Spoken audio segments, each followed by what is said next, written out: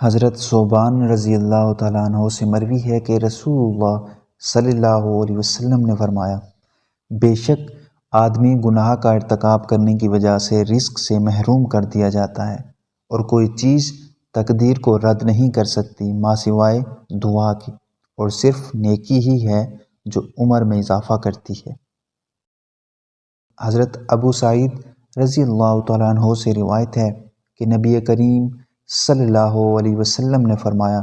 جو مسلمان ایسی دعا کرتا ہے جس میں گناہ اور قطع رحمی والی بات نہ ہو تو اللہ تعالیٰ اس کو 3 میں سے ایک چیز عطا کرتا ہے،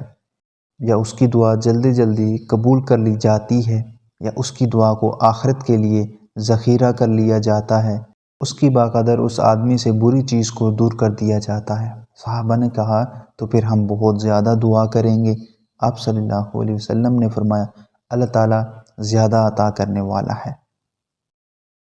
سیدنا ابو ہریرہ رضی اللہ تعالیٰ عنہ سے روایت ہے کہ اللہ کے رسول نے فرمایا، جو اللہ تعالیٰ سے دعا نہیں کرتا اللہ تعالیٰ اس سے ناراض ہو جاتا ہے۔ حضرت انس بن مالک رضی اللہ تعالیٰ عنہ سے روایت ہے کہ نبی کریم صلی اللہ علیہ وسلم نے فرمایا، اللہ تعالیٰ فرماتے ہیں کہ جیسے میرے بندے کا میرے بارے میں گمان ہوگا میں ویسے ہی اس کے ساتھ پیش آتا ہوں، اور جب وہ میرا ذکر کرتا ہے تو میں اس کے ساتھ ہوتا ہوں۔ حضرت عبداللہ بن عمر رضی اللہ تعالیٰ عنہ سے روایت ہے کہ اللہ کے رسول صلی اللہ علیہ وسلم نے فرمایا،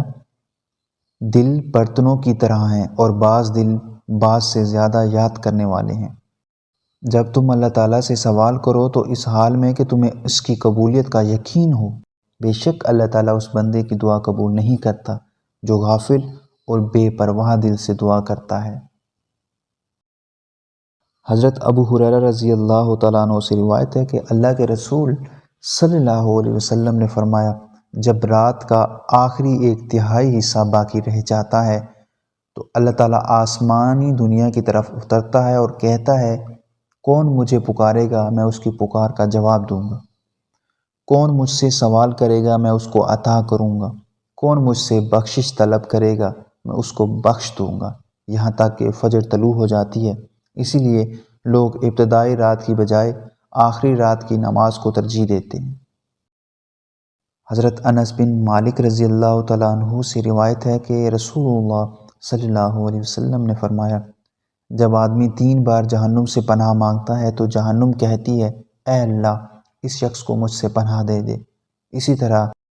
جب آدمی 3 بار جنت کا سوال کرتا ہے تو جنت کہتی ہے، اے اللہ اس کو میرے اندر داخل کر دے۔